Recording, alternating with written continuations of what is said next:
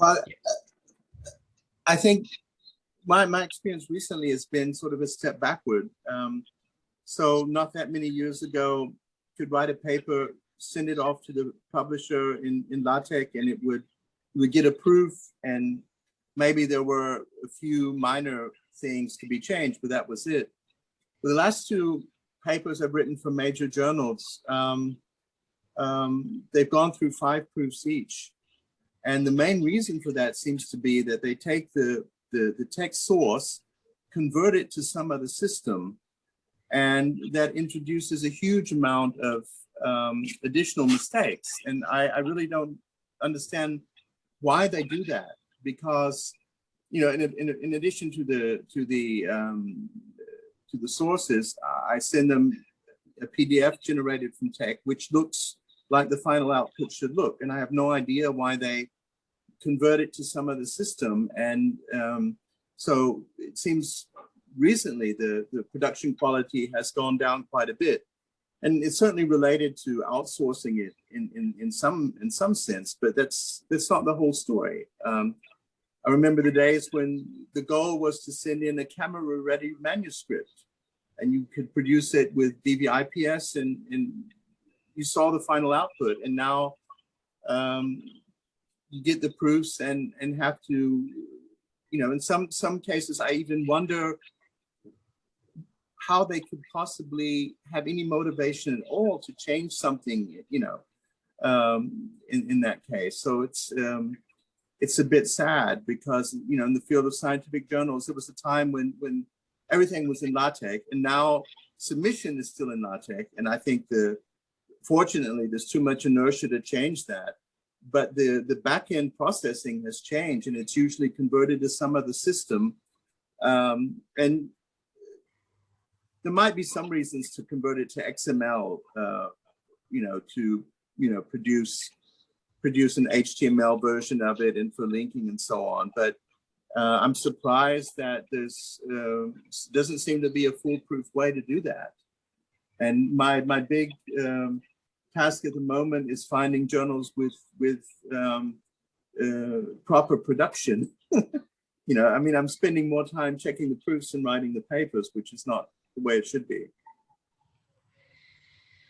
I can fill in some of the background of that, because at TeX user group meetings, we've often had representatives from publishers attending in the audience, sometimes giving talks, and I've had discussions with many of them. And the model today is one that you might not expect, because as an author, you think, I have this piece of text that I'm publishing, and that's the only form it's going to appear in. But the publishers look at it as, this is a commodity that I would like to sell as many times as possible. And that's why they go for conversion in Eastern Europe and India primarily, documents into XML. And one publisher I recall told me that in some fields, they've been able to take the same information and sell it 30 different times. That means they've done the editorial work up front once, and now it's in a highly marked up form in XML. And it's basically button presses, pull in this piece of text from this repository and this other piece, and we can make a specialized textbook to sell to this professor and print 100 copies for his class. Because that's another thing that's happened, that print on demand is, in parts of the industry at least, a cost-effective way of doing things. So instead of building up a warehouse of thousands of copies of unsold books, you print just as you get the order. And that means with proper document production software, you can put together documents on the fly that didn't exist before that particular instance. And you haven't paid any extra money either, because you've already got it in a highly marked up form.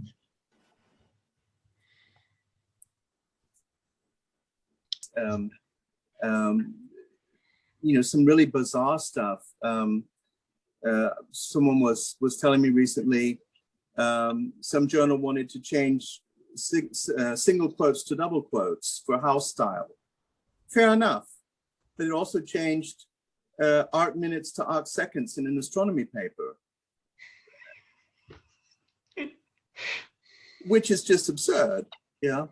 And in one of the papers I've got in press now, I made sure before I started writing it that the LaTeX and BibTeX macros are up to date. I'm using the newest ones and so on. And most of the mistakes which have been introduced during the proof phase consist of the journal reformatting the references to something different than their own BibTeX style file produces. And even if you're converting it to XML or something, I just don't see the point in that at all. It just seems badly managed. And I mean, getting back to DEC, they had a system where you could have one source and it would produce output for a printed manual. It would produce output for the book reader, online documentation. It would even, I think, produce HTML, all from the same source. That can be done automatically. So that's really two different things. One, convert it to something else behind the scenes. But it seems to me, in this day and age, it should be possible to do that without, breaking the formatting while doing it.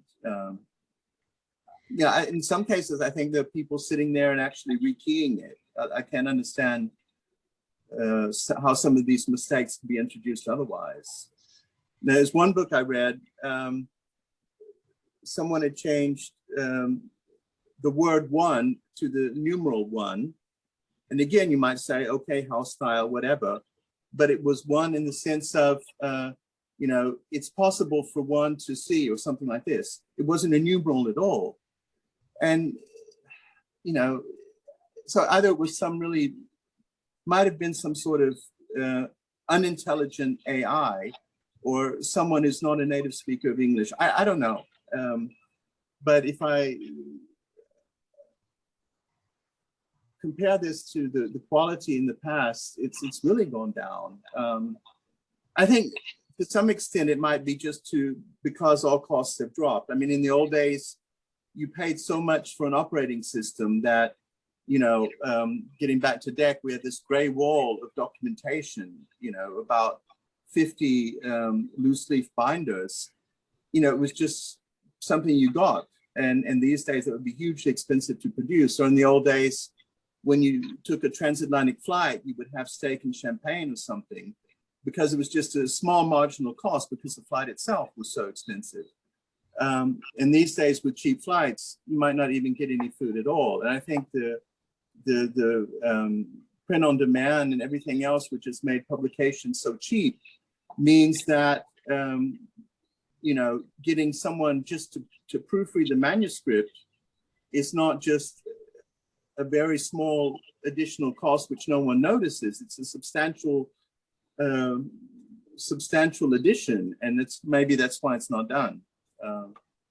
I think you're right on that. And when printing was expensive, you made sure that you didn't make any mistakes in the stuff you supplied to the printer, and the printer made sure that they didn't make any mistakes when they printed it. It used to be that video was really expensive, but now 3 people can get together on a Zoom call and have a chat about the old times. And out it goes on YouTube, and the quality isn't what it would be if it was a studio discussion with all sorts of people. The only thing that might be of better quality would be the cameras. The old television cameras used to be quite big and heavy, and they had not very good resolution. But yeah, so the economics of things has changed a great deal. I was really interested in what you're saying, because you're talking about things that lie outside my experience.